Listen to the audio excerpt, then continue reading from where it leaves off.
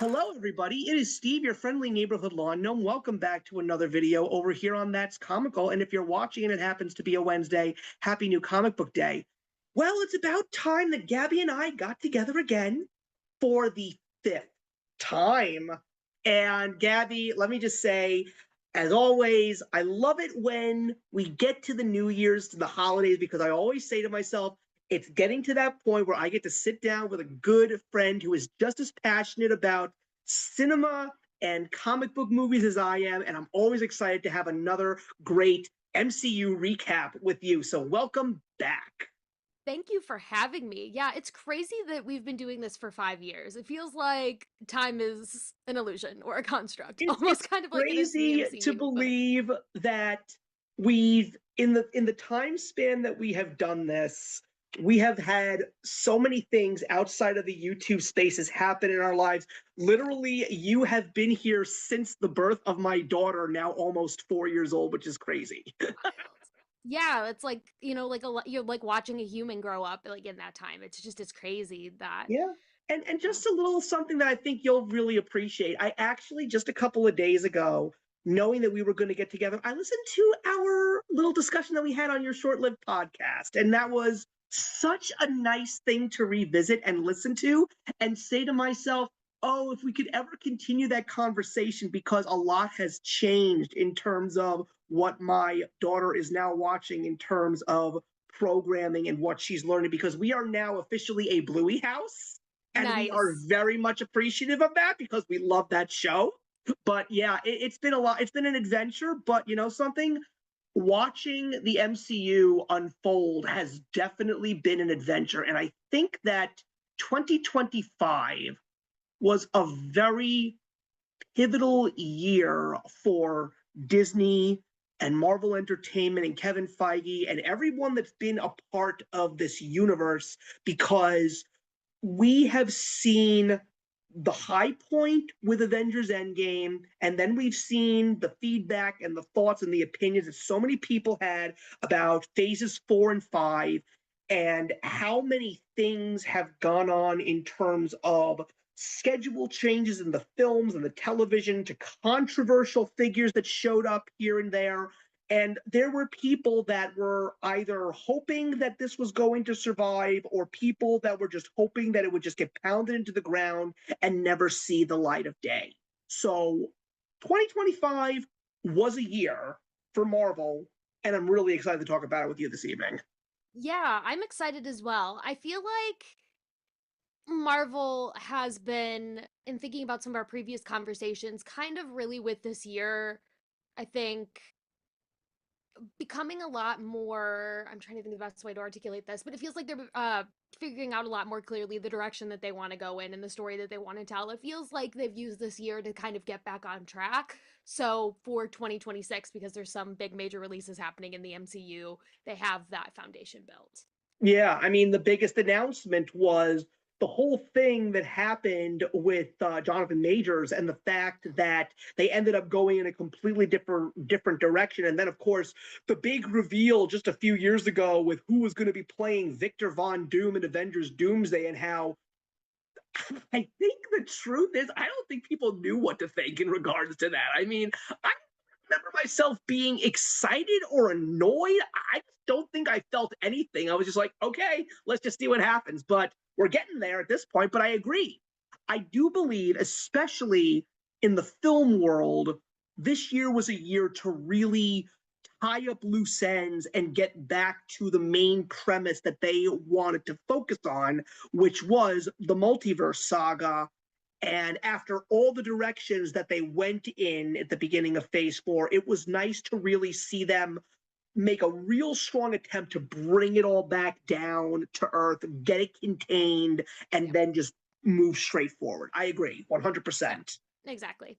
Yeah. Yeah. So I know that we had the discussion. I don't recall if it was, I believe it was 2 years ago when we heard that Kevin Feige was saying that they were going to focus on quality and not quantity. And they definitely stuck to that last year.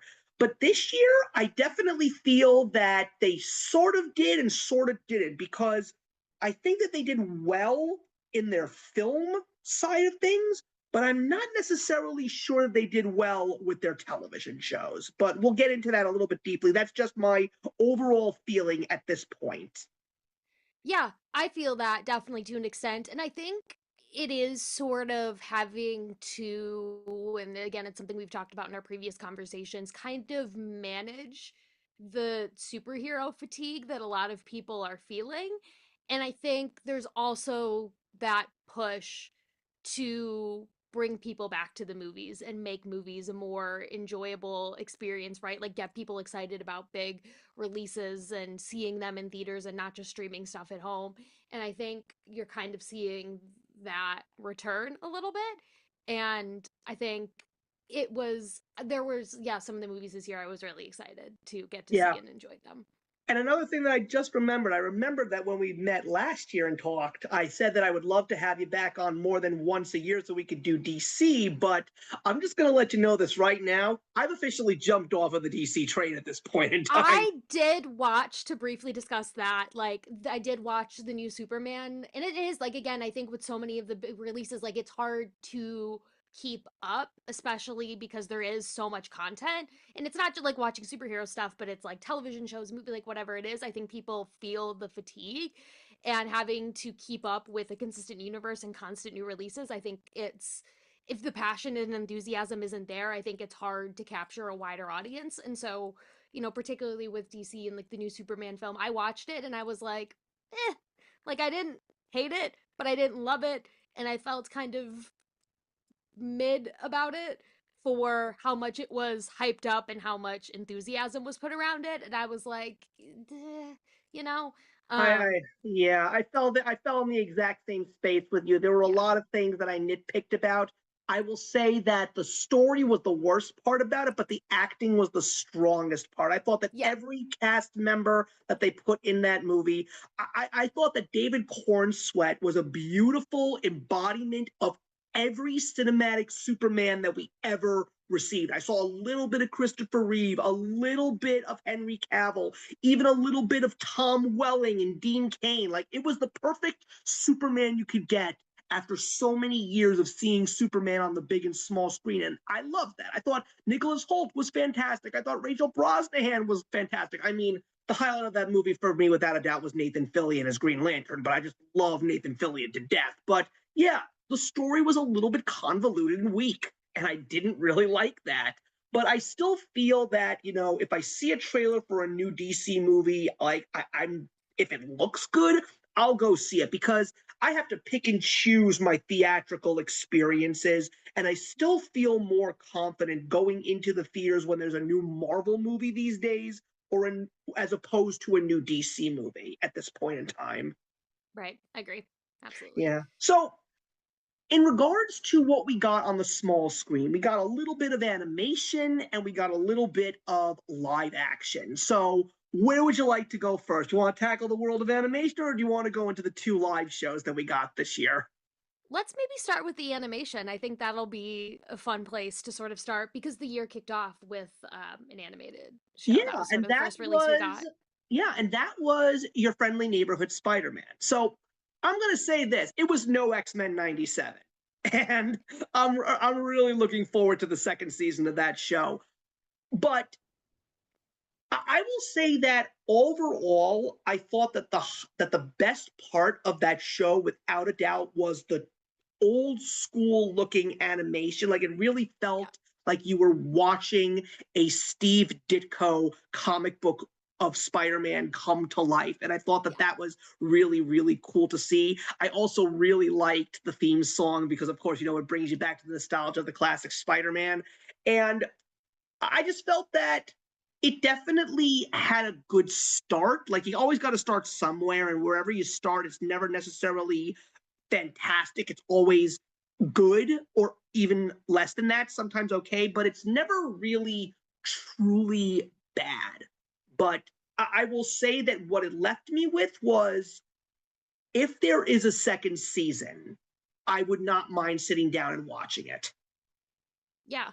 I had fun watching it. I think, and I echo some of your sentiments too. Like, I loved the animation style. And I like in general, with all of the animated shows, that they each have their own unique animation style, because I feel like it could be potentially easy to fall under the trap of like, this is Marvel animation, and so to kind of get people familiar with the brand of the animated shows, that the style all sort of stays the same. And kind of like the way you could argue that Marvel movies in the very beginning all sort of had the same formula, right? Like the live action movies did. And so I think it could be easy to apply that to animation and keep the style consistent, like maybe the same sort of animation style they used for What If and Marvel Zombies and stuff like that. But I love seeing different animators represented in each project getting its own unique style that seems to really fit like what the story is. And so I really liked um, what they used here, because it felt like a comic book coming to life, which I really loved. Yeah, and Um, Spider-Man is not someone been that has never been on the small screen before. I mean, there was the legendary 1967 cartoon show that gave birth to the Spider-Man song that everybody knows. But then there was also Spider-Man and His Amazing Friends in the early 1980s. And of course, there was the famous 90s Spider-Man show on Fox 5 that everybody watched right alongside X-Men, the animated series. And then you also had a couple of Spider-Man shows on Disney Channel. And right now you even have a very early childhood Spidey and His Amazing Friends, which my daughter adores. She loves Spidey and His Amazing Friends. She knows all the characters. She was Ghost Spider for Halloween, so that made me very, very happy. And I love the fact that I can actually take her into my comic book shop and she will see heroes that she knows. And she goes, Daddy, there's Spidey, there's Black Panther, there's Hulk. Like, she knows these characters now because of that show. And I absolutely love the fact that Spidey is still as iconic as he has been. It's also, if you didn't know this, we're about to hit a major comic book milestone. The Amazing Spider-Man, which originally came out in 1962, is just about to hit its 1000th issue. So that's going to be wow, a that's so big special. day for comic book fans. I mean, I'm not reading Spider-Man at the moment, but the minute that comic book comes out, I am going to buy it because that's a big issue, an iconic moment for Spider-Man. Yeah, and sort of speaking of that, that was kind of one of my thoughts watching this, is that it's like you've seen so many different iterations of Spider-Man between the, different live action movies and all the different animated shows. And so it's like, how do you make this one unique and stand out and worth watching? And I think for me, it really was sort of the ensemble of characters that I really enjoyed getting to meet and getting to know interactions with each other. And particularly, I liked seeing the Osborns, like how Harry and Norman were kind of represented in this show, and seeing Norman is obviously at the end, a little bit, but he's less antagonistic and more of a mentor, which was kind of nice. And just seeing them in the way that they were depicted in the show, I liked. Yeah, there were a lot. There, of course, you had those typical people that were like, yelling and screaming, oh, they race swapped them, they did this, they did that. But what's really funny, and we'll get into that a little bit later with one of the specific films, is the fact that they can get away with it in that sense because we have to remember this is not the 616. This is a different Spider-Man universe. So you can do Right. whatever you want. And I like, oh, I see what you did there, Marvel. Very, very clever. But I also really thought that how they depicted a character that's eventually going to become Tombstone, which I thought was a really cool thing. I like the fact that he was a main Yes. character in the show. I liked And him. I also really appreciated the fact that this is a really, really new take on Spider Man because Spidey's in high school and he's got friends. He Yeah. doesn't have friends anytime you ever see him before. And if it's anything, it's like one or two, but he's popular and Yeah. they appreciate him for who he is. I think that that's a very unique thing to see in the world of Spider-Man. Yeah, it feels very modern and very refreshing, of sort of like this, not so much a character that's kind of awkward and dirty and alienated, but a character who is embraced for those traits and sort of fits in and finds his space of belonging and sort of in that way. And it was really nice. Yeah, like I said, I liked that he had a core friend group. I liked all of his ensemble, like all of his ensemble cast of characters and friends, and all of their different relationships with each other. And it just like it made it fun and enjoyable to watch, because I think, again, when you've seen so many iterations of the same story, it's like, how do you set yourself apart? And I think that's what sort of stood out to me with this, is seeing that different dynamic with all of the characters. Yeah, and of course, as a Spider-Man fan, in my case, it's always good to see how many Easter eggs you can find. Like, I love the fact that, he's working with Dr. Connors, who Spidey fans know is eventually going to become a supervillain. We also get Amadeus Cho as one of his lab cohorts. It's like Amadeus Cho is a character that's been in the comics. I don't really know if he's unpopular or popular, but what I do know is he's actually one of the smartest minds in all of Marvel. He's no Reed Richards, but he's very, very darn close. So I like the fact that we got him in there too. I also loved some of the looks of some of the characters. Like I thought the take on Scorpion was phenomenal, and those action sequences were mind blowing. Though the one thing that and I'm not going to say that it was something that upset me, but it was definitely something that I poked fun at. I don't know how the heck Peter managed to use that first costume with that gigantic thing on his back and managed to swing from webs. Like, I'm surprised the guy didn't get a slip disc because that looked so weird to handle, especially when you're swinging from buildings and fighting crime. But Yeah. again, that's just a personal comedic nitpick that I had. It didn't take anything away from the show per se, but I just kind of found the costume somewhat laughable.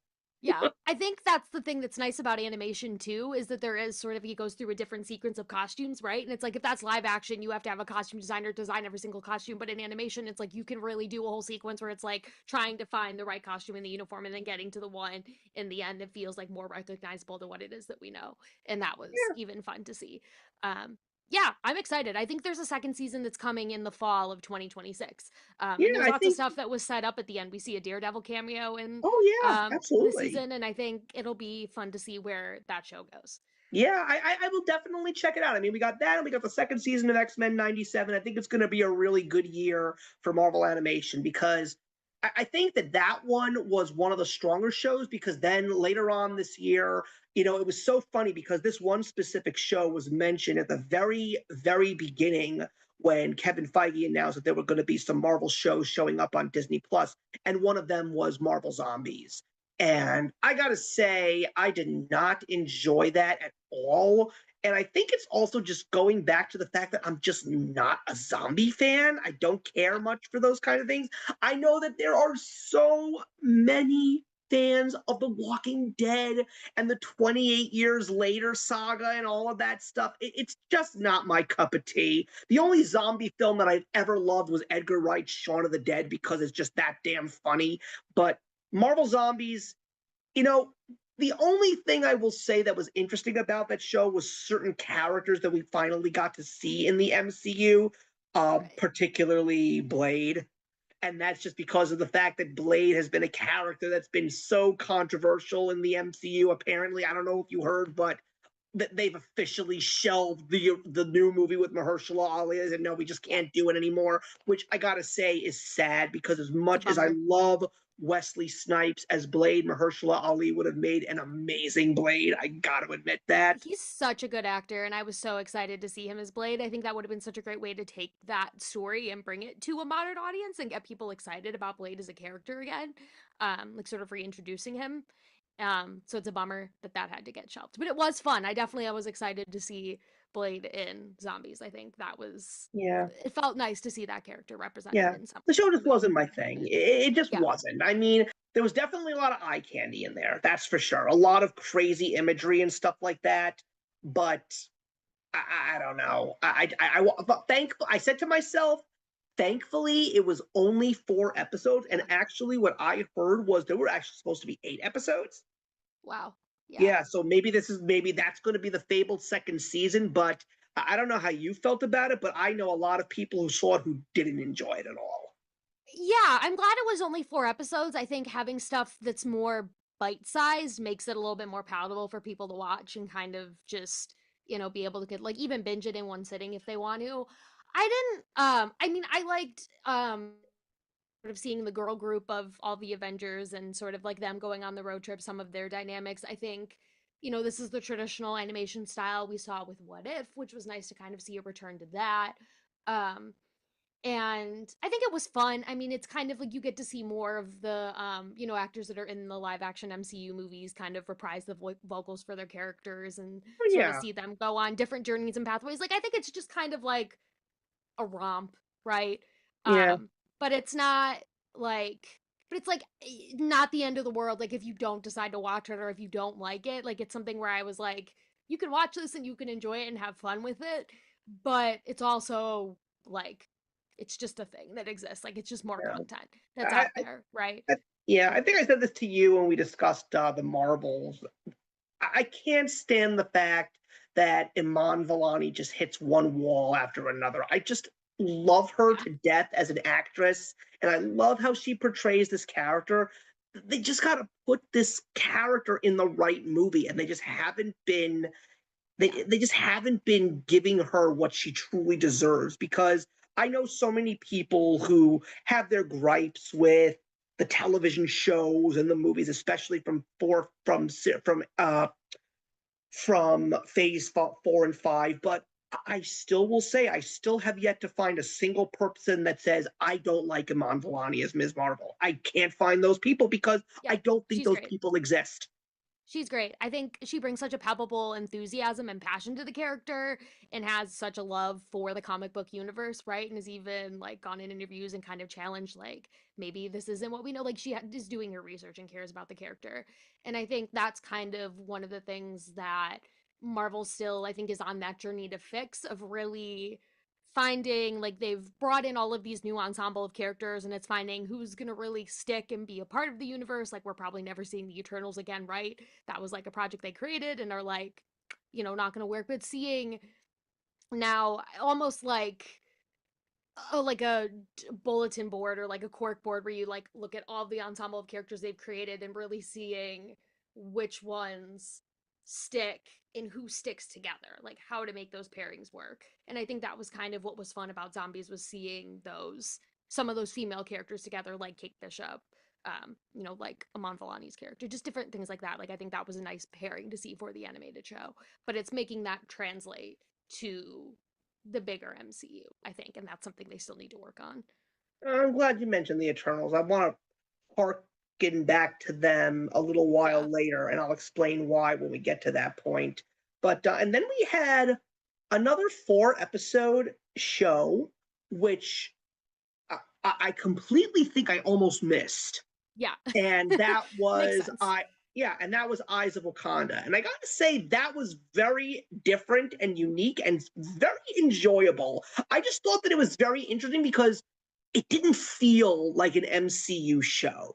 Like Yeah. you know that it's got the elements of the MCU, but what I thought was really interesting about Eyes of Wakanda was the fact that we got to see Wakanda in different periods of time, and we got to see different people in Wakandan history and not necessarily just the royalty. I like the fact that we got to see members of the guard and people who were spies. I loved the 3rd episode with the one that was in the Far East spying, and I Yeah. loved how he encountered an Iron Fist, which I thought was really, Yes. really cool. I was very, very impressed that they did that kind of a storytelling. But yeah, it didn't feel like an MCU show, but it was very much entertaining.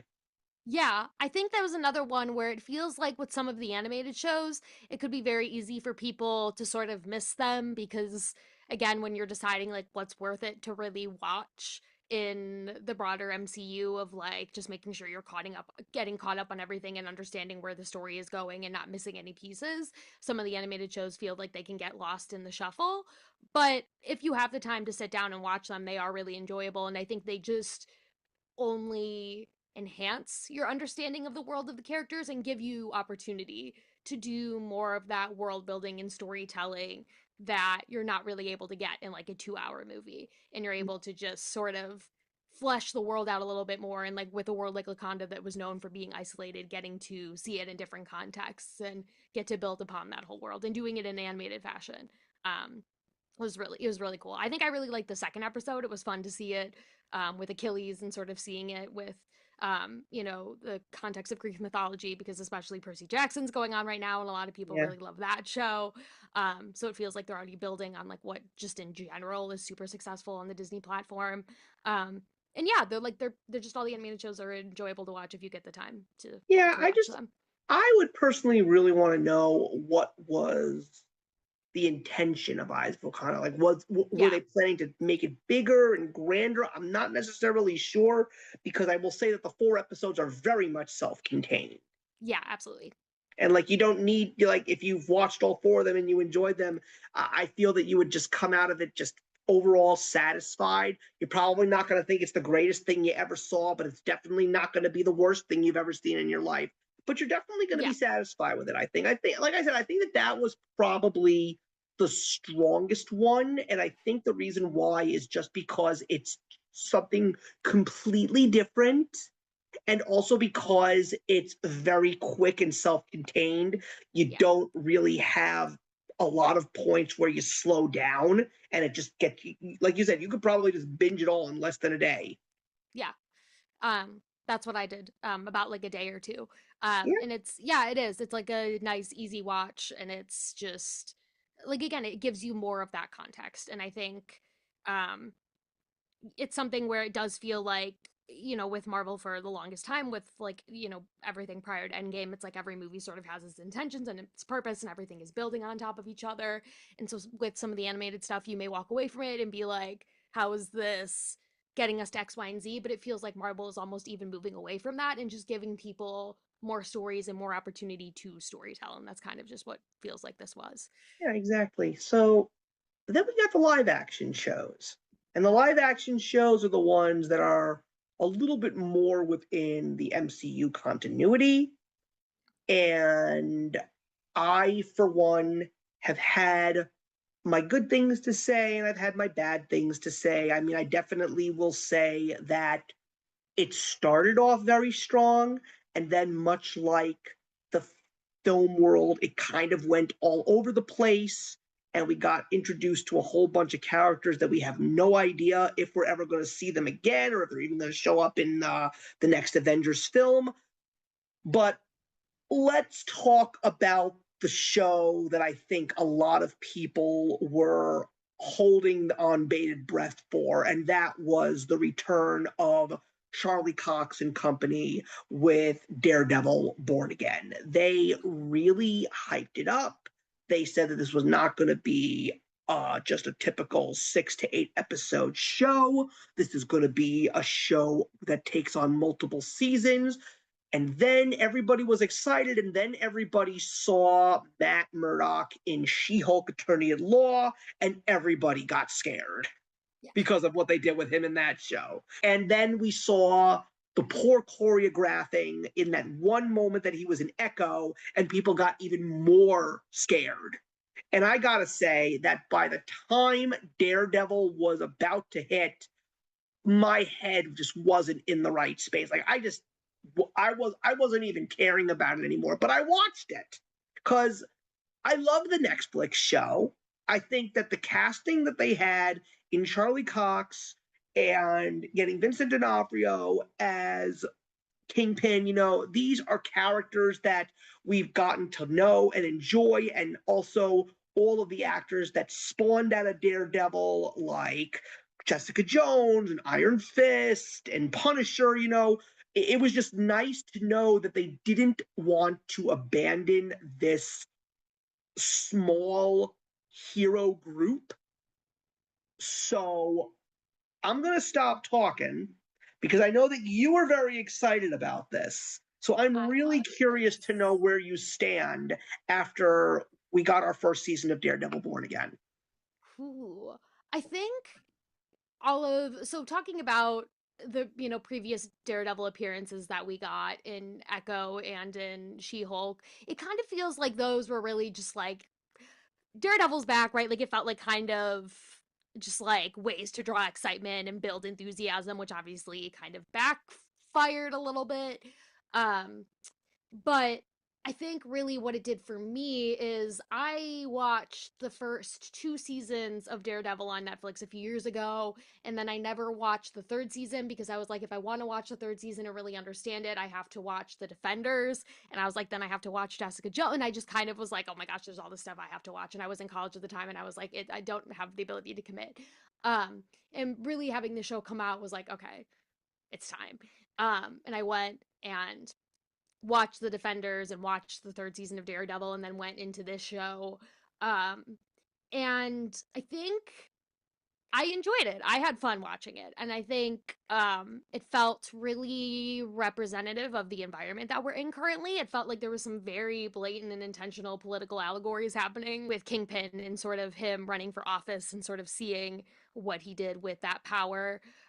Like there's, I think, I mean, there's mentions of hats, and then you have the sort of massed army that he employs running around terrorizing people, which are kind of supposed to, all of them look up to Punisher. And you have some really amazing scenes with Punisher. It was fun to see even Punisher's character back. That was something I was super excited about. And sort of seeing the way that he reacts to that. It was fun to see the ensemble back together. And I think, there was a lot of sort of build up happening in the first season and setup happening and everything. But I think the second season has a lot of potential to be really exciting. There's a lot of stuff that they set up and built towards that.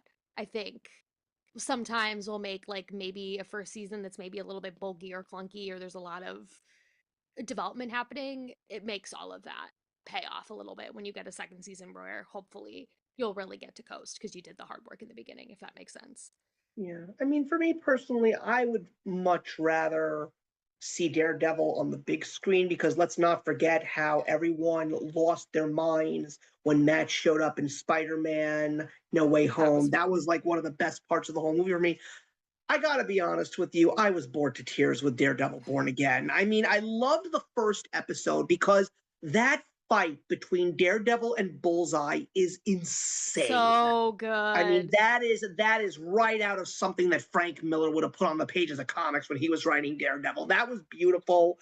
And the whole idea of Kingpin running for mayor, that was something that happened very recently in the comic books. And I thought that was really interesting to, excuse me, incorporate that into the show.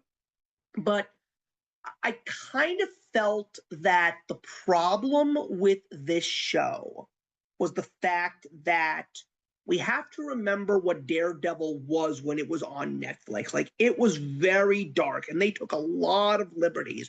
And now we're bringing a very dark portion of the Marvel universe much more closer to the Marvel Cinematic Universe.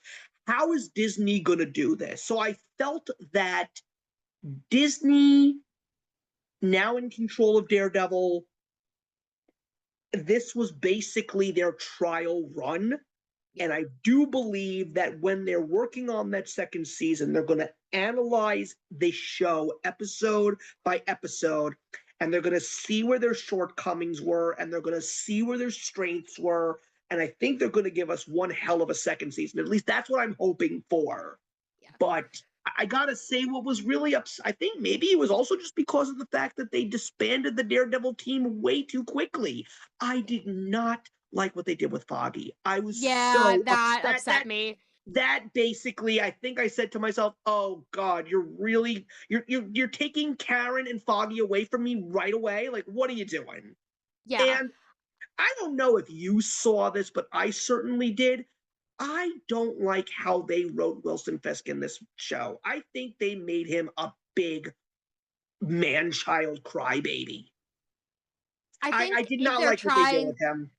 I think again it felt like the political allegory that they were trying to make felt very blatant. There felt like there was a lot of correlate, like they were trying to sort of really, like, it felt obvious to me watching it that it's like they're trying to really make a connection between Kingpin and Trump. I think the way that a lot of people view Trump as And a sort of like antagonist, it felt like very like blatant. Like there were moments where I was watching it where it was like it's very clear what they're doing here. you know um something, and I'm sorry to cut you off, but please hold that thought.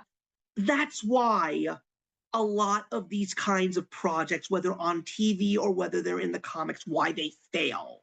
And it's not because of the fact that you're pissing off Trump supporters. You may not even be pissing off Trump supporters because they're not even watching the show, but you're Yeah. pissing off general people who are sick and tired of current politics being woven into everything outside of what you see on the news. Because there's that big debate that you see everywhere, books and comics and whatnot. Like, people are saying that they shouldn't be political, but they always have been political. I think Yeah. the problem is people are just sick and tired of current politics.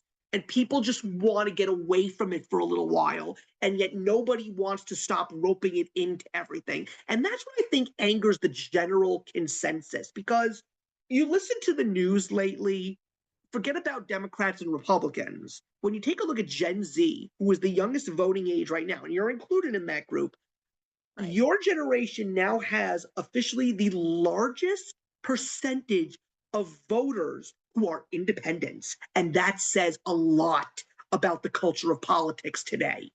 Right. Yeah. I think it's difficult because I think there's this sort of push of like if you don't say something, do you look bad? It feels like everyone needs to stand for something and have a certain, you know, like you have to stand for something. And I think when you're creating a story like this and you're telling the story that you have, I think there was that temptation of like we have to send a message. And you can, I mean, and then it's up to your personal viewing interpretation, like how Yeah. you take it or not. I just think that that was sort of blatant what they were trying to do, and I think, I mean, you can decide for yourself whether you think it worked or not, or whether you think it was effective. But I think it's undeniable that there was some very blatant. It felt obvious to me watching it, like that there was Yeah. um, Yeah. No one likes the political in blatancy, a though. way that the show wasn't before. It's felt like it was really pivoting that way. Like you said, I agree. I was very sad to see Foggy go. I think because a lot of people are excited to just even see that character come back, and for him to die in the first episode is like crazy. And I think some of the issues with this show also probably have to do with some of the rewrites and the scrapping that happened during the writer's Yeah. strike, right? So it's like they had a decent chunk of the show put together, and then the writer's strike happened, and it didn't get work done for a while, and then they kind of had to scrap everything and start over, which is a lot of waste of time and resources and money and everything, right? So then you're kind of having to figure out, like, where do we go from here and how do we tell this story? And I think the angle was like, how does Daredevil function without his best friend? Um, and it's just because it would have been fun to see that group together again, and I think really Yeah. Conan on that. And again, God, it's been so long since I watched some of these shows, so I'm even forgetting that there's some new characters that were brought in. Um, and I remember watching the finale and being like, I'm excited to see what they do with the second season. Um, There were some other interesting yeah, Easter eggs in there. Like I thought it was really cool to see White Tiger. I mean, I couldn't believe the fact that the actor that played him also passed away in real life. But it was also really cool. I mean, I would have loved to have seen his daughter put on the White Tiger costume because I know that that's actually something that does happen in the comics somewhere down the line in the comics history. But there was one little thing that sort of got me excited, and it was actually towards the end of the show. And it's so funny because I tried to search like on the internet, I tried to see YouTube videos. Nobody talked about this one little thing, and unless I might have been losing my mind, I swear to you, in the seventh and eighth episode, in some of those quiet moments, I heard the Spider-Man theme song. And I was just yes, I saying to forgot my some people mentioned that. Yes, yes, and I'm yes. just like, what are you doing? What are you telling me? But now they're talking about the fact that the Punisher is going to show up in the new Spider-Man movie. I mean, first of all, as a comic book reader, if you watch the old 90s animated series, I don't know if you did, Spider-Man and Daredevil go hand in hand. I mean, Yeah. Kingpin is an enemy of Spider-Man's and Daredevil. So it makes no surprise to me. It's perfect sense for those two to show up in a movie or in an adventure together. And that's one of the few things that I would be curious about is like, are we going to see Tom Holland put on the mask in the television show? Like, will we see Spider-Man in season two? I think that would be a big plus, you know? Yeah. It would be nice. I remember hearing a lot of people talking about that. And I think, again, it made me excited for the second season, seeing Jessica Jones come back for the second season, which I believe has Yeah. been confirmed. So, again, I think with this first season, it's just a lot of heavy, like a lot of external factors, like the writer's strike and just heavy lifting that had to be done to sort of figure out how do we fit this character back into the MCU when it's sort of just been on Netflix and was kind of its own entity. And so I think, again, sometimes you kind of have to do some awkward heavy lifting um, in early seasons of a show to really give you some momentum and get you where you want to go. So I think there's potential for the second season to be really, really good. And Yeah. that's natural with television. I think, not to get on too far of a tangent, but I think we've kind of, a lot of television shows, you know, used to go on for like, and again, this more sitcoms, so very different, but like 7, 8 seasons, right? And they really got time to breathe and grow and find their own identity and develop characters. And now you don't have the breathing room to do that. So I think it's a lot, you have episodes and seasons that are a lot more clunky and awkward and forced and kind of shoved together. Um, and less room to really breathe and find and grow with characters and get into a rhythm.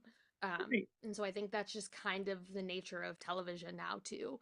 And again, also like we were talking about the need to sort of send a message and make a point and really be have some sort of activism in your show, right? And have some Yeah. sort of like takeaway and everything. And I think, you know, with there being like election, something that's going on here, and you're talking about the city and you're talking about corruption and things like that, I think there's just, you know, certain choices that they made and leaned into. And now that that first season is done, I think you'll hopefully be able to get back into more of what people know and love about Daredevil.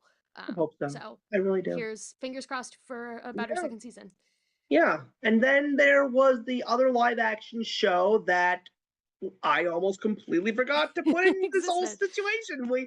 I completely forgot about Ironheart, and it's no surprise because I think there was a point in time when there were rumors that this show wasn't even going to be hitting Disney Plus, and then they basically just threw all Yeah. 6 episodes on to the platform, At and I was once, just like, right? Yeah. and I was basically like, do I or do I not? Like, do I watch this show? Because I didn't really know. I was just gonna try and figure out what was going to be its point, what was going to be its place, and I'm not surprised with what I got because this show could have been something truly special, and it was not. Because one of the few things that I know about this character in the comics is that she is very unliked. Nobody likes this character. And so you would figure that the writers would try and make her likable in the TV show, and they didn't even bother to do that either. I mean, I know that she has that one small role in Wakanda Forever. And again, you don't really think about her when you think about that movie. Right. And some of the directions that they took with this show, the fact that they tried to weave in the dark supernatural universe with Ironheart, I mean, to get Sacha Baron Cohen Yeah.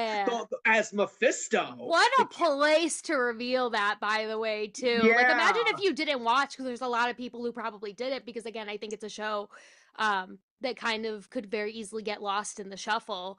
And uh with so many people talking about Mephisto from the very first Disney Plus Marvel TV show, right? With WandaVision and like chanting yeah. Mephisto, Mephisto, Mephisto, to make that character's appearance for the first time in this show, wild choice. Crazy decision. Yeah. Unbelievable.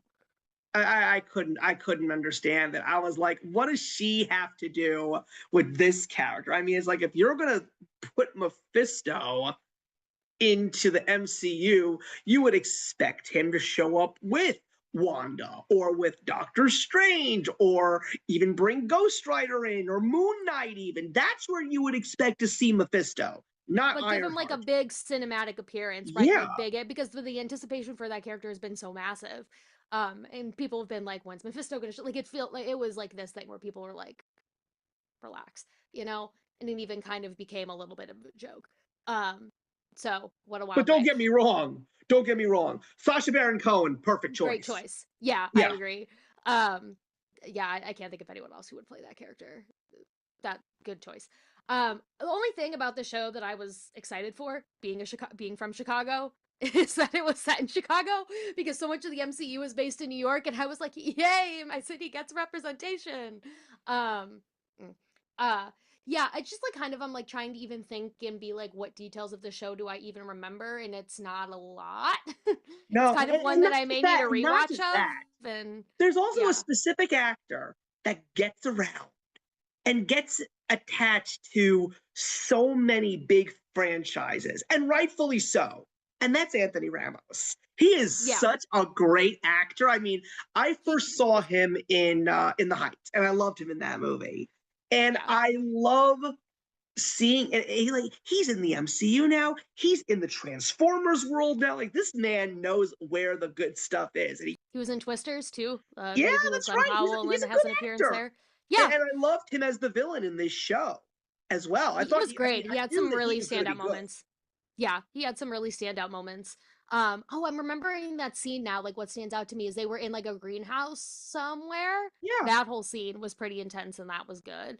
yeah, Yeah, I think again, it's just like uh, Marvel getting better at really you can tell when Marvel cares about a show and a character and when they're really invested in the story and they can tell like this is a character that's going to go places, and you can tell when it's like, oh shit, we introduced this character in a movie and we don't want them to get lost in the shuffle, so let's give them their own show, but we're not really going to put as much effort into it, and it'll kind of just be there if people want to watch it. um yeah. and I think it's I'm I'm unfortunate. pretty sure Riri Williams will not return in Avengers Doomsday. Yeah, I don't know.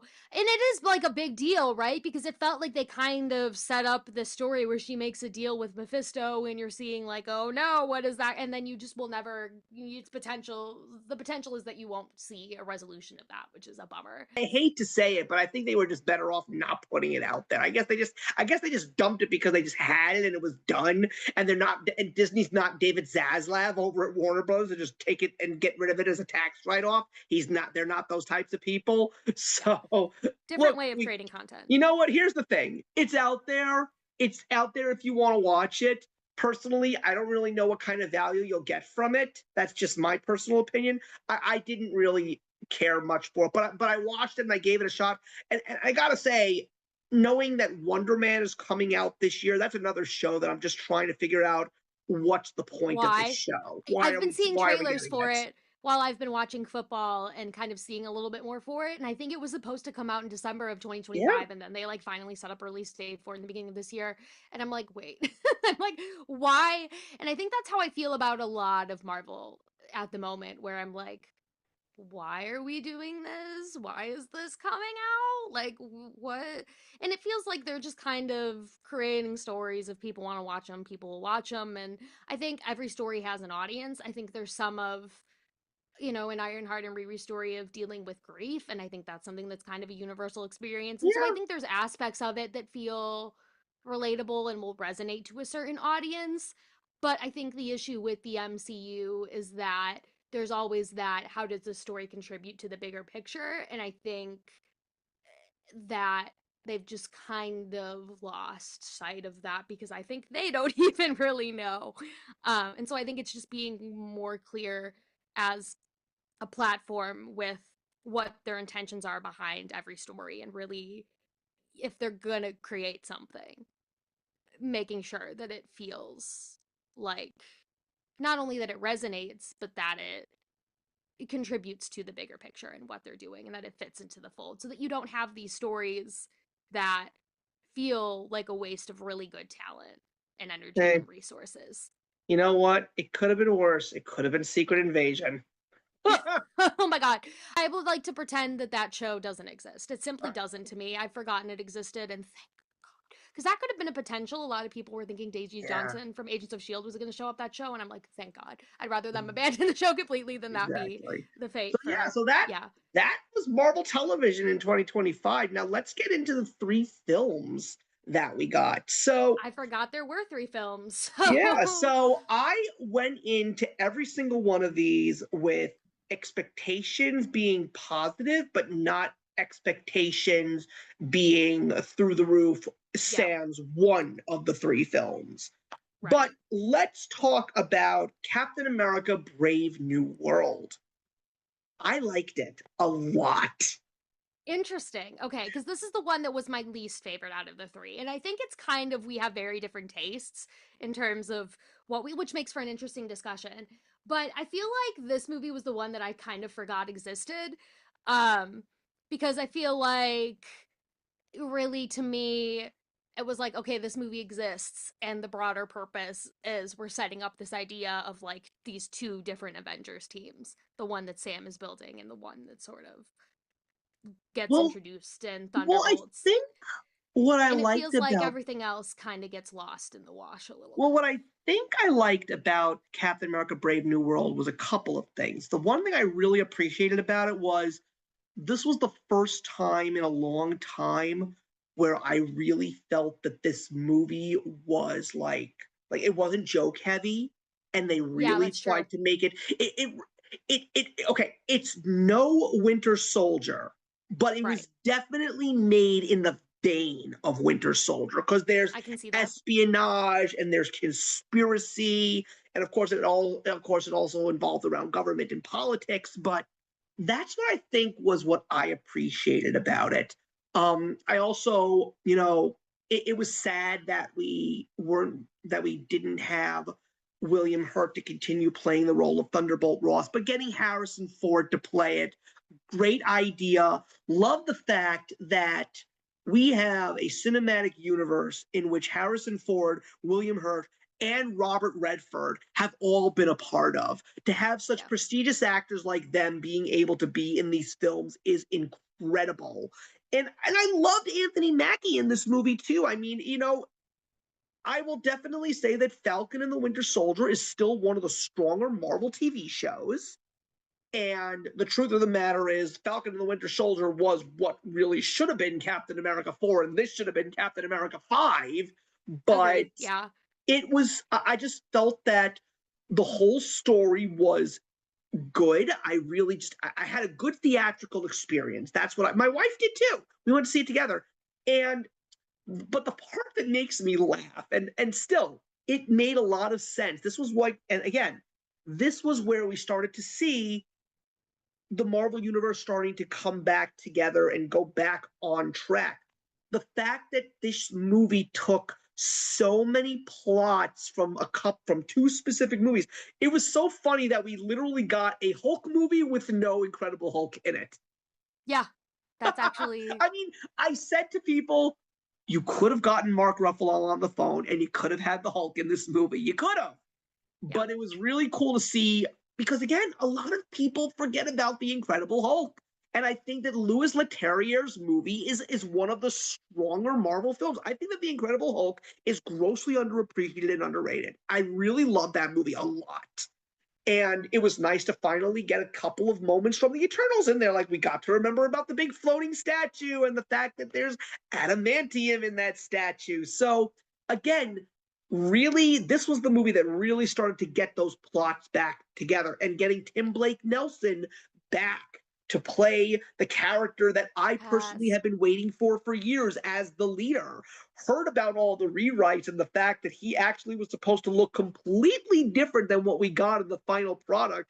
And the reason why I know that is, of course, the Funko Pop was made before the movie came out, so everybody knows the original look, which was more comic book accurate, but still, I think he did a good job too. Again, I need to revisit the movie regardless, but along with seeing the leader and of course seeing the Red Hulk and all of these other characters that I was excited to see, I personally thought that it was better than most people thought it was going to be because a lot of people thought that this movie was going to be terrible.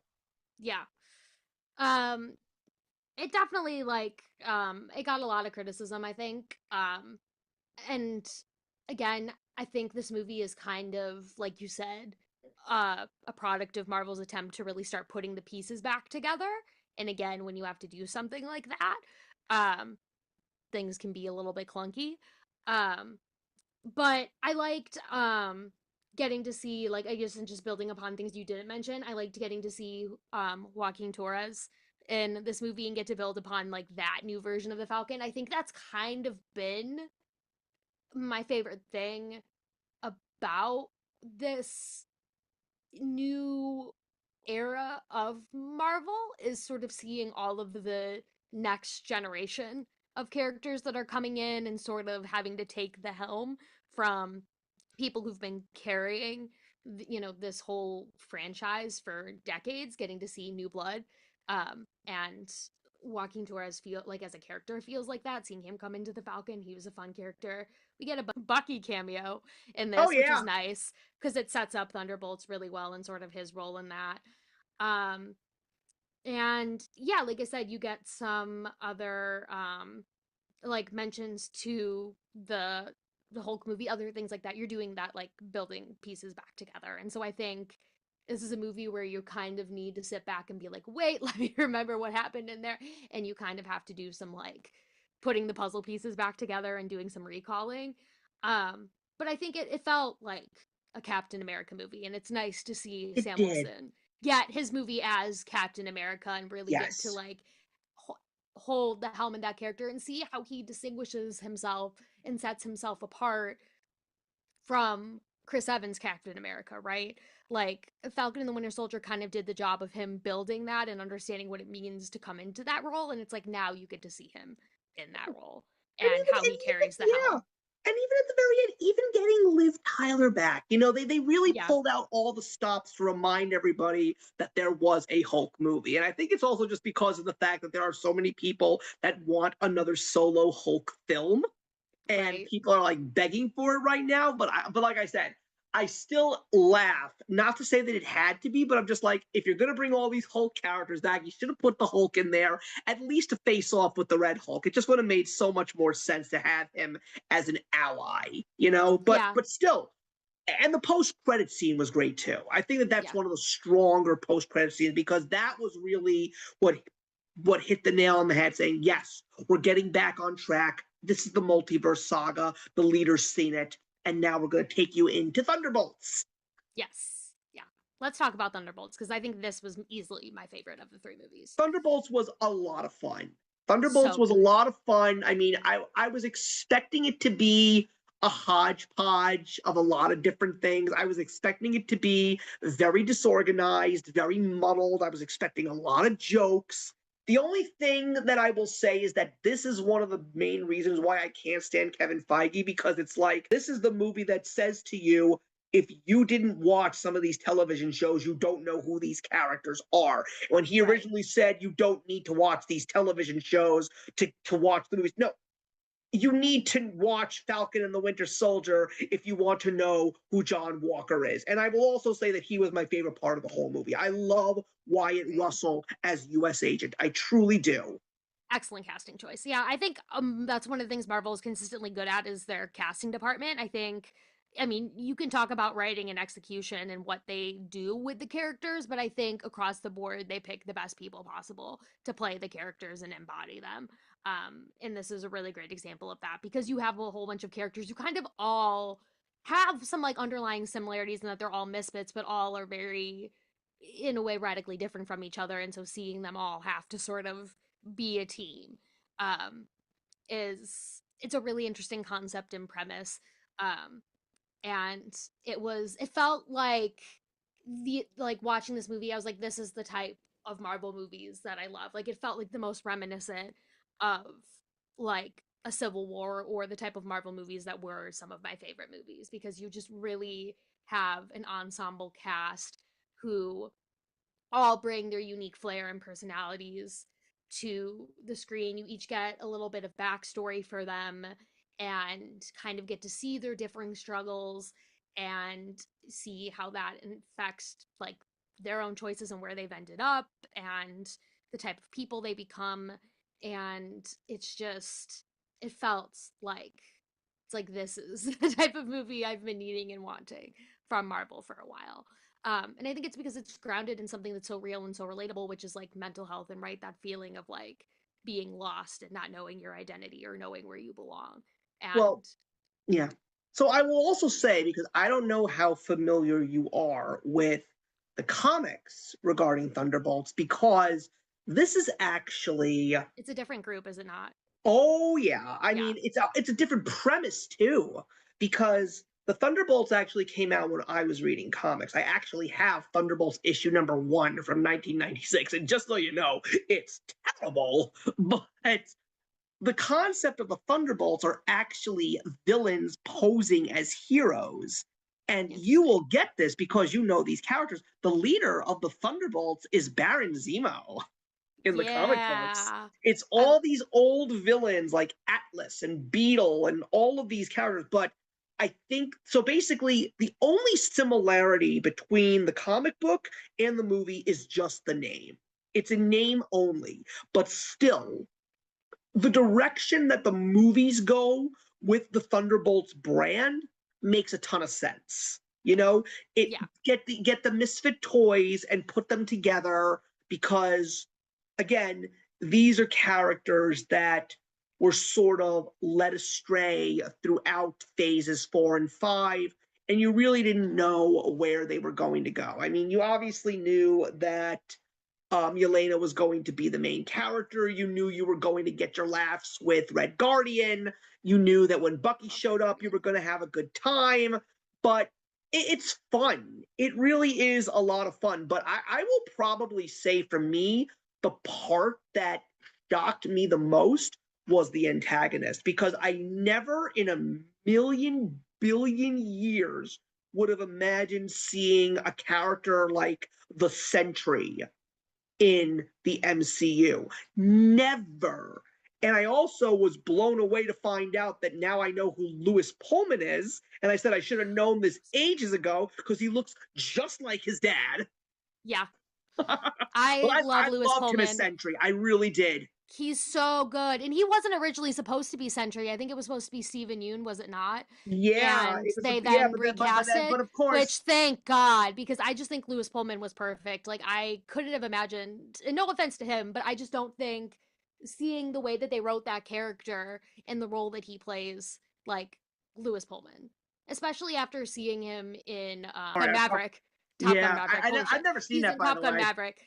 Oh my gosh, the same actor who plays the new Falcon in Captain America was also in Top Gun Maverick. It's like they're Oh wow. pulling all of these actors from Top Gun Maverick and now they're finding their way into Marvel, which means Glenn Powell has to be next. Um I Oh, imagine it's gonna be yeah, great. I would love to see Glenn Powell in the movies. I In love the Glenn MCU. Powell. Yeah, love him. But anyway, point is that you're seeing a lot of those actors from that movie like make their way into the MCU, which is Well, you're great. looking for the good. You're Um looking for the people who know how to do their job. That's really what Yeah, it it was is. such a good ensemble, by the way, so it makes sense. But Bill, like, but he's perfect. He's great. I loved Bob as a character. Bob is so funny. But seeing him become the Sentry too, and then sort of seeing what that evolves into, and it feels like sort of because this movie came out in May, and I don't know whether that was intentional or not because May is Mental Health Awareness Month, and it felt like Oh, it really is a sort of like that was what I sort of like. I walked out of the theater and I was like, wait, I was like, is that? And I imagine it wasn't intentional, but it did feel like here's a movie that's really having a conversation about a character who's gone through some dark stuff and is having to deal with their own darkness and having to sort of embrace that. Like that big hug at the end of the movie, like at towards the end of the movie, like gets me every time I watch it. It just like it's so good, and I'm like, yeah, this is what I want from Marvel. Like the there's the action and there's the comedy and there's the different characters interacting, but you have that moment where it's like this intense emotional climax and then you feel the catharsis at the end. Like I was like I'm walking out of this feeling what I'm supposed to be feeling, and it just was like this is great. This is what I've been wanting now, for a long time.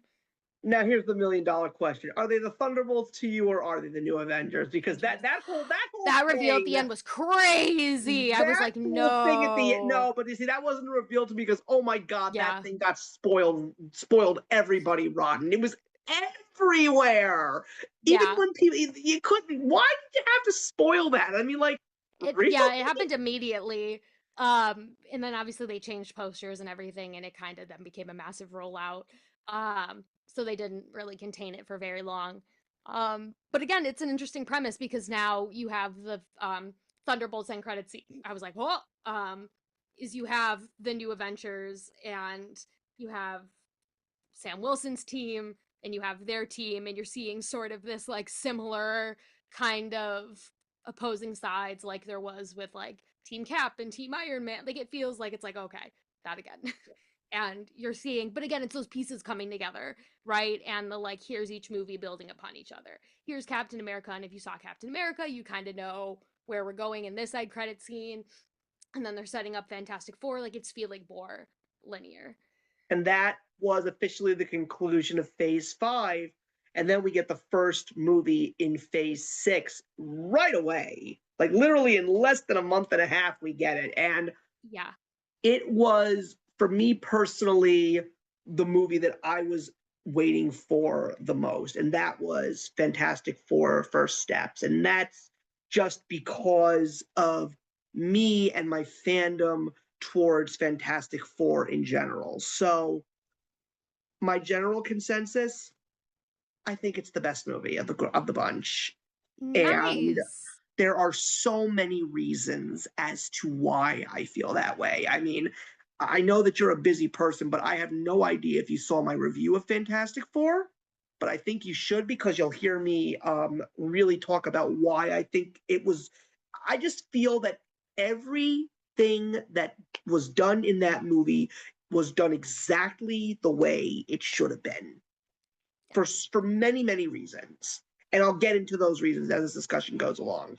Yeah. I think my biggest concern with this movie is that you've kind of had, and it's different from like Spider-Man, for example, because I was talking about that earlier, where you've had the Fantastic Four movies that like Chris Evans was in. You have the ones that Miles Teller was in, like that one standalone movie that most people pretend doesn't exist because yikes. Um, and then you have this version, right? And it's like you've kind of told this story a handful of different times before. So it's like, how do you make this one stand out? And also, how does it not feel sort of repetitive in a way? And also, how do you still give that backstory across for people who need it, right? Like origins of the characters and kind of like make people feel like you're introducing them to the story for the first time, but also having maybe some understanding of like they're kind of probably already aware of the story because it's been told multiple times. Like as a writer and a director, and I think building the story together, like there's a particular challenge there um of like how do we tell this story with especially so much anticipation around it, I think in comparison to the other movies that were coming out this year. um and I think again, casting, they picked a really good ensemble of people to helm these characters. And I think they did, you know, something different with it. First steps, obviously referring to sort of the child that Sue was going to have and making that sort of a central part of the story. It's they're figuring out ways to distinguish it. And also I love what they did with Silver Surfer. I feel like they did some really interesting character development with that character that felt different from when they introduced Silver Surfer in the 2000s Fantastic Four movies. Yeah. So the reason why I think that this specific movie is beautifully done is because they did something that they should have done years ago. And that was to truly give us a film from something that felt like it would come from the mind of Jack Kirby, the creator of the Fantastic Four, the co-creator Yeah. of the Fantastic Four. I don't know how much you know about Jack Kirby. He was a gem. He was the man who, alongside Stan Lee, created the Marvel Universe, gave us these crazy stories. A man who was always thinking of something new, a man that couldn't even do daily tasks because his mind was always thinking about the next thing that he needed to do. And if he didn't put a pencil in his hand, you would miss something that he was thinking about that he should be writing down on paper. But this felt like a Jack Kirby story. It expanded the characters beautifully. It gave heroes and villains alike a story that you could bond with, a story that you could sympathize with, a, a story that really showed the power of a thinking mind. That because I know that there were so many people that hated the fact that Pedro Pascal was cast as Reed Richards, because like everybody saw somebody else as Reed Richards. But as someone like myself who reads Fantastic Four comics and knows how Reed works, I'm like, no, Pedro Pascal did everything right. This is exactly how Reed Richards is supposed to be depicted. He's not supposed to be this happy-go-lucky, carefree guy who's always exciting to talk to. No, he's this guy whose mind is constantly thinking, he's constantly contemplating, constantly calculating, that he loses sight of what's right in front of his face. And I think that Pedro Pascal played him beautifully. Also, so many Easter eggs to Jack Kirby. I mean, Earth 828. I don't know if Yep. you get that, but that's Jack Kirby's birthday, August 28th. That's Nice. also my birthday. He's my birthday buddy, so I Oh, that's absolutely fun. adore that. But no, I mean, I've had this conversation with so many people. When a young person comes into a comic book store and wants to read Fantastic Four, and then the person says, well, where do you want to start? He goes, well, I want to start with Fantastic Four #1. And the right answer is, no, you don't, because you're not going to like it, because you're not going to be able to comprehend the storytelling that you're going to hear. Lots of dialogue heavy, thinking man stuff, but that's Jack Kirby's writing. And that's what Fantastic Four First Steps was all about. And like you said, the ensemble was wonderful. I thought that every person they got to play all those characters was perfect. I love the fact that they finally gave us a CGI Ben Grimm as they're supposed to. I mean, the one Ben may have thing been that's, my favorite, I think, of the four of them, and I oh, think I Ben, really well, resonated with his story a little bit too. well, Like I had fun with what they did with his. just so you know, the thing, Ben Grimm, is Jack Kirby's depiction of himself in the comics. Oh, that's fun. Yeah, a lot of people, you see Jack, when you learn about Jack Kirby as a creator, I highly recommend you check out a documentary on his life. It's a brilliant story. Um, yeah, he is Ben Grimm. He writes himself in these comics as Ben because that's exactly who he was. But no, it was just really nice to also see this unique world, see like something that feels old but feels new. I love that Yeah. kind of. I love that because that's like very Jetsons for me, and I kind of love It that. did. Yes, it gave Jetson vibes. That's very much like I feel like I was like, where what does it remind me of? And that feels very accurate, where it's like a futuristic 1960s. And it's fun. My profession full time is I sort of exist in the beauty industry, so I pay attention a lot to like hair and makeup and costuming in movies. And I love like movies where you get to play around with different decades because I think you just get to see different like the different makeup and costuming. Like it's more fun and I think it's more Yeah, enjoyable to watch and sort of see on screen. And so I think visually what they had to do, even with set design and everything, like and made this movie in itself really unique and stand out from yeah. Fantastic Fours previously. And another thing that I want to say is I do have a soft spot for the Tim Story Fantastic Four movies with Ian Grafall and Jessica Alba, Yeah. Chris Evans, of course, as Human Torch, and Michael Chiklis. I mean, I mean, like if they were to have given us Michael Chiklis as his voice in a CGI thing, that would have been perfect. But the truth of the matter is, I said this, as much as I loved that ensemble cast, they would not have worked in this movie. I think that everybody that No. they got, Vanessa Kirby, Joseph Quinn, perfect. I love the fact that it Joseph Quinn also, was great. yeah, and I also love the fact that it wasn't such a joke heavy movie either. It was a very Yes, serious movie. It really focused on the science fiction and the cosmic.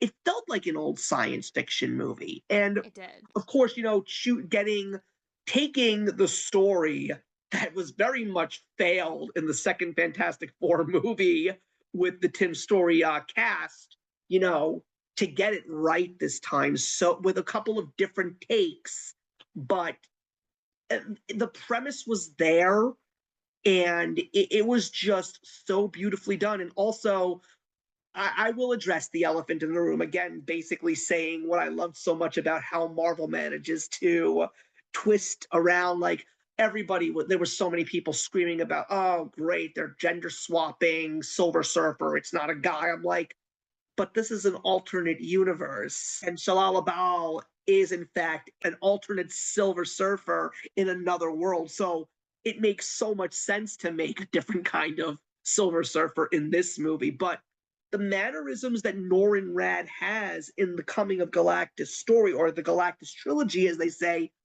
it's on point. I mean, like, it's been such a, I've always seen it in theaters, but that movie resonated with me.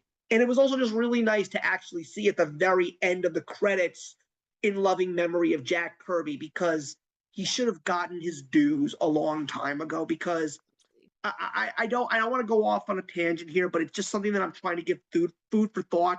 Because the scary part about the world and the life of Jack Kirby, the more you learn about Jack Kirby, the more you will despise Stan Lee. Wow. I did an episode on my on That's Comical with my colleague Andy, and we talked about Jack Kirby and we talked about Stan Lee, and we know that Stan Lee, we have many things to thank him for, because of the fact that even though Jack Kirby was the man who created the look and feel of every single one of these characters, he wasn't the man that was going to be able to go out there and sell the books. That was Stan Lee. He was the face. He was the Yeah. one that made it all possible. But there were so many things that Stan Lee did that unfortunately screwed Jack Kirby over, to the point where he had to work till the day he died. And I'm not going to go into any more of a tangent, but it has been a long time coming for Jack Kirby to really get the praises that he deserves, not just from the comic book community, because we know for a fact that most people who go to see these movies don't go into a comic book store and pick up the books. Yeah. So there's a very good chance that they do not know who Jack Kirby is. Right. But this movie lets you know that name and wants you to be intrigued about this goat of comics. No joke. Yeah. I couldn't have said it better myself. Yeah. I think to touch on what you said before, just particularly talking about Silver Surfer, because I know you mentioned that, and I kind of want to circle back to that, is like, I think the Silver Surfer was my favorite part of this movie, because I Yeah. think they took that character, which maybe like wasn't as well developed in that previous Fantastic Four world, and really added some depth and some backstory to the character and paired it with Galactus very well. Yeah. And then also I just love the dynamic between the Silver Surfer and Johnny Storm, the two of them. The Oh dynamic yeah. they have That is was that very was really fun. cool. And it makes sense then to have a female Yeah. Fantastic Surfer, right? If you're gonna do that, and also it's like the Silver Surfer feels like a kind of non-binary, like, I don't want to say omniscient because that is the word I'm looking for, but it's kind of like a genderless being, right? So it doesn't really matter the actor who's playing it. And I think that, like I said, Marvel is good with their casting and knows how to pick people, and they made an excellent choice with Julia Garner. She was great. Yeah. And I went to go see her in Weapons later that summer, and I loved her in that movie. Yeah, she was great. Highly recommend it if you haven't seen it. It's one of the best. It's one of the best horror movies I've ever seen in my life. Yeah. And I liked Natasha Lyonne in this movie too, showing up and making a little Ah, bit of a yeah, cameo. She was great. And it was just, like I said, I felt like it was like so many people had this high anticipation for this movie, with so many previous versions of these characters not being done justice. And I think you're seeing that course correction being done in a yeah. way that was really fun and different and unique and very visually appealing too. And just the fact that we didn't just get CGI, we also got practical effects in Herbie. Herbie is a real robot. Herbie's I love great. that. And Herbie and was and the fun. story of Herbie is a fun thing to know all in itself.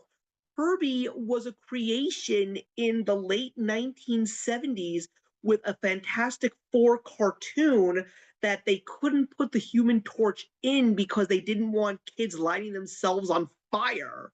So the Fantastic Four in this late 70s, because there were two Fantastic Four cartoons, both made by Hanna-Barbera. The second one features only Mr. Fantastic, the Invisible Woman, the Thing, and Herbie, because they replaced the Human Torch with Herbie. So the fact that we actually get Herbie in this lore, it's such a nod to Fantastic Four's legacy as an iconic comic book franchise and media franchise as a whole. But also, just that's where a little bit of the comic relief was too. And also, I also really appreciated that, yes, there is comic relief in here, but it's subtle. And Yeah. it's and the jokes that are there come in when they need to be, and it's not oversaturated. Because that was one of Right. my beefs with a lot of Marvel movies, especially a movie like Captain America Civil War, which really is supposed to be a very dark movie, and yet they're fighting in the airport and there's jokes every 5 seconds. I just don't like that. You gotta give me the serious too. Yeah, I feel like it has to be those moments have to be earned. And I did like that's one of the things I think I liked about Johnny Storm's character is like I love Chris Evans and it was fun to get to see him in the new Deadpool movie as Oh Johnny yeah, Storm and pay homage to absolutely, that, right? So it's like worth absolutely. it for that. But I liked this version that we saw of Johnny Storm, right? Because I felt like he was less of an asshole and hot-headed like you would sort of expect him to be and more just like kind of misunderstood and maybe not listened to, and it felt a little bit more grounded and real, um, which I liked. Um, and it just, yeah, it made watching this movie, I think, more enjoyable because, again, I like comic book movies and specifically Marvel movies where sure there's like a lot of fantastical pun intended stuff going on, right? And it's very larger than life, but at the end of the day it also still feels very grounded and real and human and relatable, and you feel like that emotion and that pull and that pathos with the characters and identifying with their journeys and the things that they're going through, and that it feels grounded in reality. And I think that's something this movie did really well. Yeah. I mean, again, I'm actually at the moment, I'm actually rewatching Marvel movies at this point in time, but I actually started with 1998's Blade because now technically that's sort of kind of part of the MCU now. But I'm really looking forward to getting back to, I don't know when I'm going to. I just literally watched the second X-Men movie from 2003 today. So I still have a Nice. long way to go. But I You could spend hours watching everything. Like it's just so for much. sure. Yeah. But that's another thing that I wanted to say. I almost forgot. But as you've heard my thoughts and my passion for my love of Jack Kirby's creation and the Fantastic Four, when I take a look at the Marvel movies that I think are my personal favorites and like what I feel are the best ones, believe it or not, it's well, a lot of people love Captain America, the Winter Soldier, but I also feel that Eternals is very underappreciated. I think it's a much better movie than most people give credit for. The Eternals are Jack Kirby's creations. And that's what I think it is. I said the movies that really give me Jack Kirby's characters, because he created Captain America in 1942 with Joe Simon, his characters, his real inventive characters, those are the ones that I'm drawn to. And that's why I realize that these are my favorite Marvel movies because they're his. These are his Right. creations. And they treat them with respect. Yeah.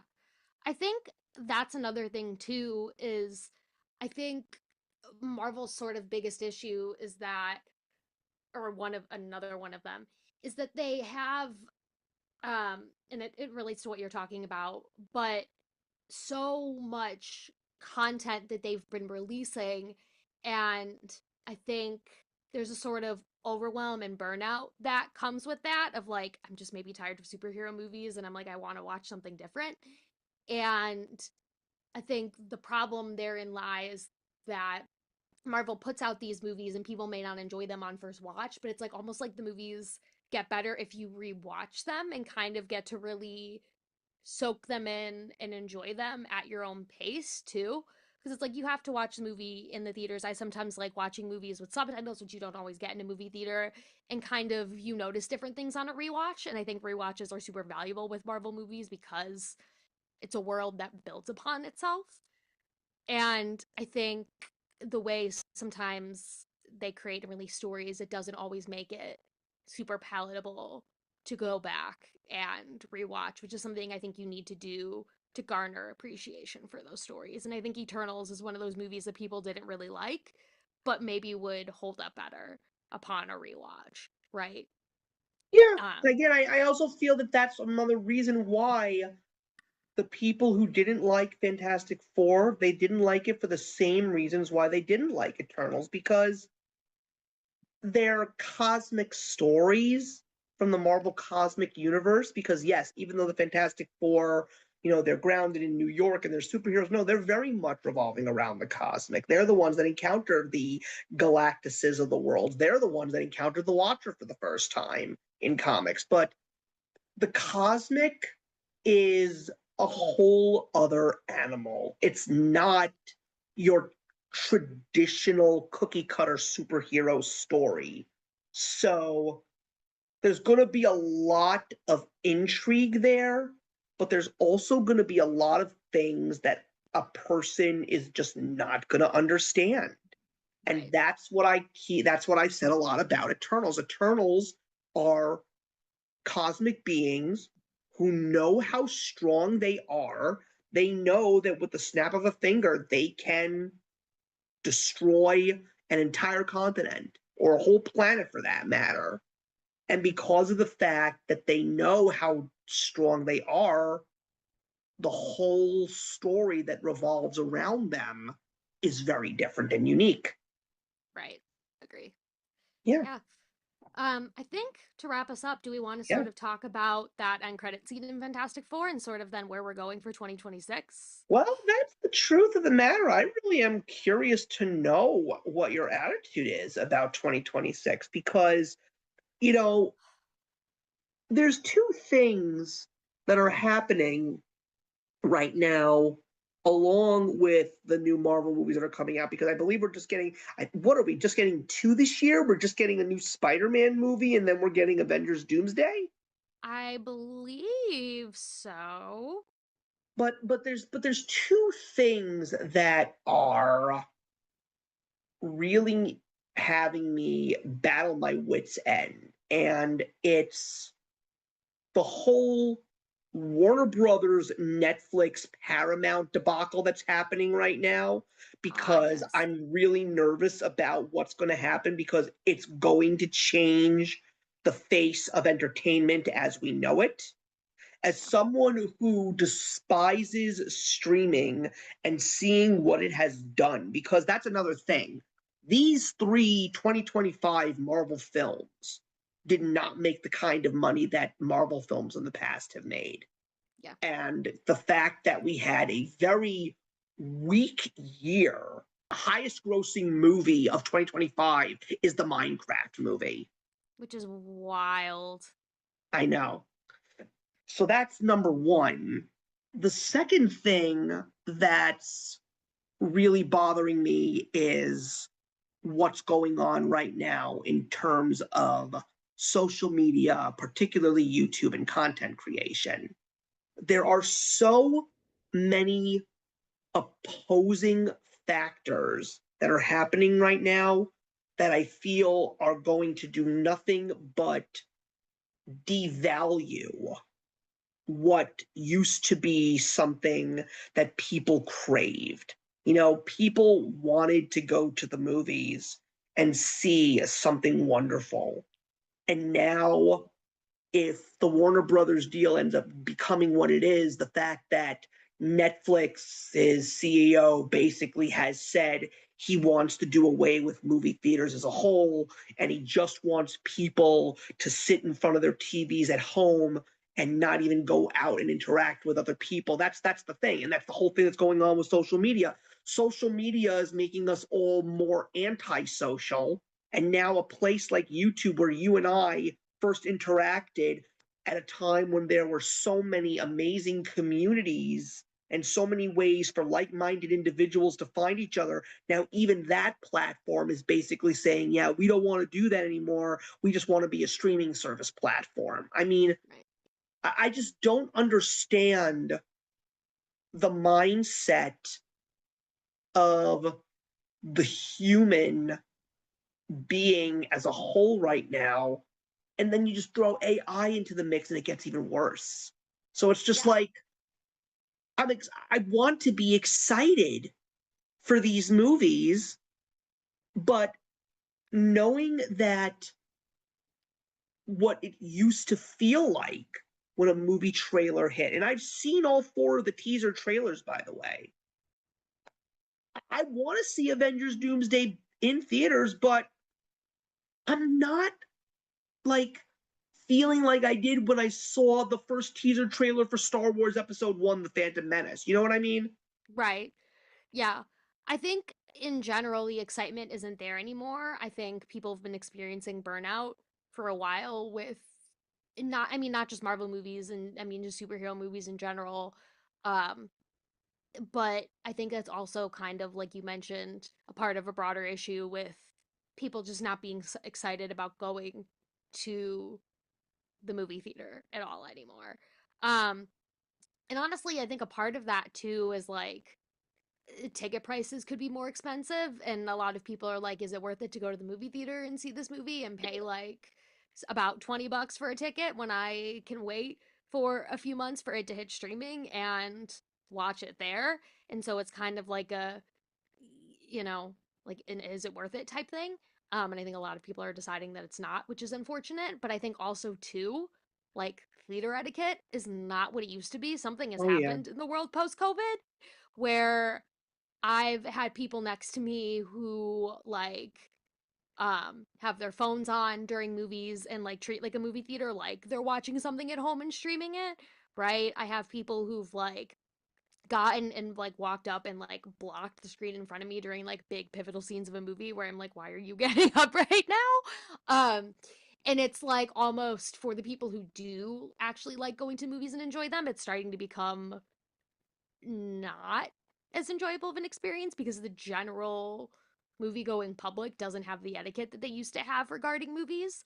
Um, and so I think a lot of people are like, if that's what my experience is gonna be, like, is it like do I want to pay the money when I'm gonna be like when people don't even know how to obey like basic theater etiquette?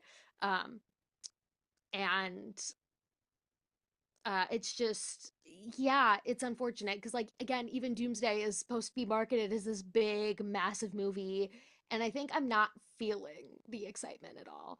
And I think also a large part of that too is because of the weird time warp we've experienced post COVID. Like both Chris Evans and Robert Downey Jr. are coming back for this movie.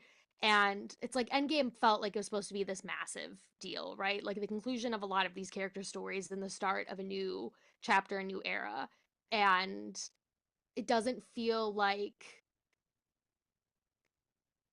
that was earned in a way. Like it feels like it weirdly kind of diminishes that ending a little bit because it's like these characters are already coming back and I'm like it doesn't even feel like it's been that long. And obviously like Robert Downey Jr. isn't coming back as Iron Man, but it's like seeing him in the MCU again in any capacity. Um, because his scene and everything he did in Endgame was massive. And it felt like such a great homage to his character and to the legacy that he had with the MCU. And now it's like, oh, he's already back, and Chris Evans is already back. Um, and I just like I don't know how I feel about that because also too, to my knowledge, all of the original Avengers are going to be in this movie besides Scarlett Johansson, and I'm like that's wild because it felt like we were supposed to move on from that in Endgame, and it feels like we're kind of just like having to hold on to that to try to give some people some sort of excitement about coming back to the movies and about coming back and seeing this big Marvel movie because I think because they haven't done enough to build excitement in all these new characters that they've created. Like that isn't enough to draw people in and see that movie, so they need to stick with what people know and love. And I think that's unfortunate. And so I think it's Yeah. just a product of a lot of bigger issues. And I think Marvel now just sort of feels like a if you want to stick around and watch these movies, like there's the people who are fans that are going to go and watch and they're going to enjoy them and they're going to have fun with them, but it doesn't feel like the cultural phenomenon that it We used to be. need to find that one movie that is Right. going to bring everybody back, because I think the other problem is because we become because we talked about this earlier, because politics and social issues and world issues have seeped into every aspect of our culture. It's just turned everyone against each other, and like nobody just Things wants are to way be more around divisive, anybody. No, it's just right? like And it's I hard to recall find something that unifies everyone because someone finds something to because everyone has to take in an opinion too, right? And I think sometimes and I mean I think we've mentioned this in an earlier discussion too, like what's audiences want isn't always what's good for them, right? And so I think there's also like creators and writers and the people behind the scenes have to be more decisive about the content they're creating and the stories that they're telling and actually make content that's impactful and unifying. Um, and I think there's kind of some mess happening behind the scenes too in the way that we tell stories and in how we find value in stories again and how do we bring people together, right? um and I hope I'm interested to see what they do for Doomsday, especially because they're also bringing back Tom Hiddleston as Yeah, Loki, which God, I have no idea, like that terrifies me to no end because I love that character a lot. I know. Adore Tom Hiddleston as an actor. Anyone who's watched our conversations over the years could probably very easily know that about me. um and so I'm like, are we just sort of rehashing what it is that people know and love to get that excitement to get people to come back to the theater because it isn't Yeah. there anymore I and people are just less unified I behind gotta those be shows. honest. I think the movie that's gonna bring everybody back to the theater is not coming out until 2027. I think it's gonna be the Bluey movie. When the Bluey movie comes out, everybody's gonna go to the theaters. Kids are gonna Yeah, come with their parents.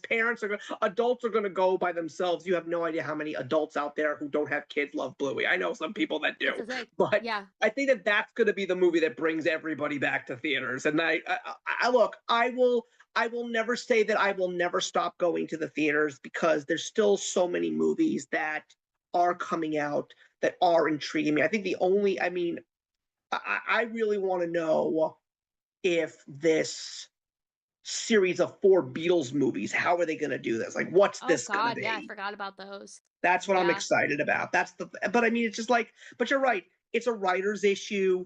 It's a fact that nobody wants to be innovative and bold anymore. I think all those minds are unfortunately leaving us right now. I mean, we don't, we need to have the reincarnation of that young group of thinking outside the box creators from the 1970s. Like we need another generation of Francis Ford Coppola's, Martin Scorsese's, George Lucas, Steven Spielberg. We need those kinds of minds back, and we need to get those kinds of writers back. And then I think people will finally get back to the movies. I mean, that's what I'm hoping for because I used to see movies a lot and I used to love my theater going experiences. I definitely will agree with you about COVID, but I just feel that, to lose that aspect of our American culture, to lose that aspect of pop culture would be one of the worst things that we would ever endure. I yeah, really do. I agree because I think storytelling is such an important medium and I think movies have a way of just doing it. And um community is everything. yeah, That's the thing. and we're We losing don't have community communities too, anymore. right? Yeah. And that's something we were talking about like off camera too, is that like YouTube used to be a home for that, right? And now it kind of mainly exists on TikTok, but TikTok is such short form content.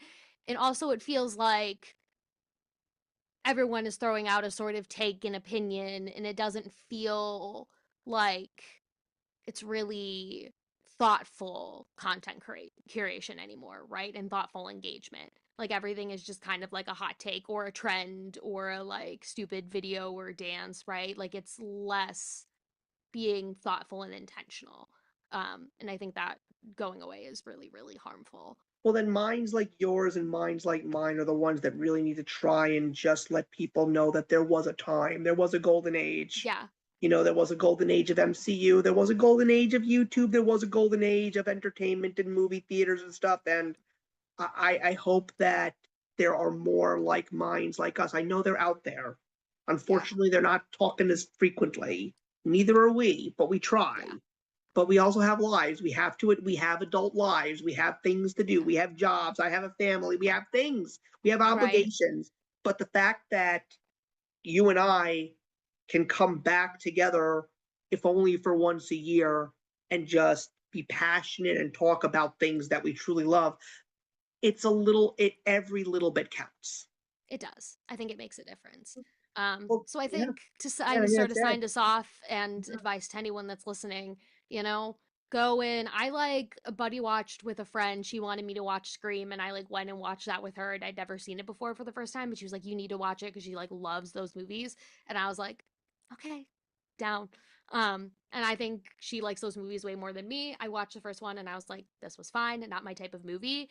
But I think that's my sort of advice to the people watching. Like, pick a movie, whether it's one you love and haven't rewatched in a while, or a movie that someone wants you to watch, and like watch it together, have that community, have the discussion afterwards, and like enjoy the process again, right? Yeah, And find that love and that spark again, because I think more people need to find it. And the more that you build upon that, I think the more likely it is we get back to what it is that I think a lot of people are craving, but don't have a solution or an answer for how we get back to it. That like unifying theater experience of everyone like being in a space together. Like it's fun going and watching like people's reactions to like Endgame, to like when Cap caught Mjolnir, right? And that was like a big moment. You had people like sharing reactions of live theaters and crowds, like that communal experience, and the people talking about it and it being like a conversation, a dialogue, and not so like intense. You know, like more conversation, less discourse, right? Um, agreed. so I think find that again, like in your own little niche communities with your friends. Start off small and then find ways to build on that. Go to a book club or like a movie night somewhere. Like find those communities because they exist locally, right? And I think that's the best place to start. Thanks very much, Gabby. Always a pleasure working with you. Hopefully, we'll do this again next year.